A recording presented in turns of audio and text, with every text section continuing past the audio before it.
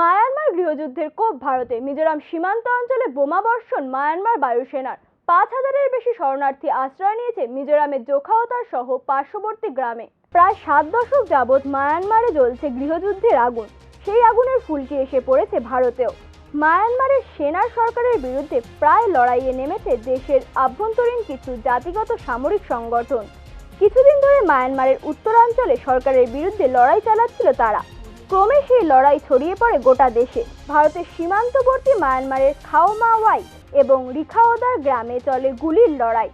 মায়ানমারের জাতিগত সামরিক সংগঠন কাওচিন ইন্ডিপেন্ডেন্ট আর্মি, চীন ন্যাশনাল আর্মি এবং চীন ডিফেন্স ফোর্স মায়ানমার সেনার একাধিক পোস্টে আক্রমণ চালায় রবিবার ভোর থেকে। লড়াই চলে সোমবার পর্যন্ত। অন্তত 9 জন আহত হয়েছে গুলিবর্ষণে। আহতদের চিকিৎসার জন্য মিজোরামে আনা হয়েছে বলে খবর। এছাড়াও 5,000-এর বেশি শরণার্থী আশ্রয় নিয়েছে মিজোরামের চাম্পাই জেলার একাধিক গ্রামে।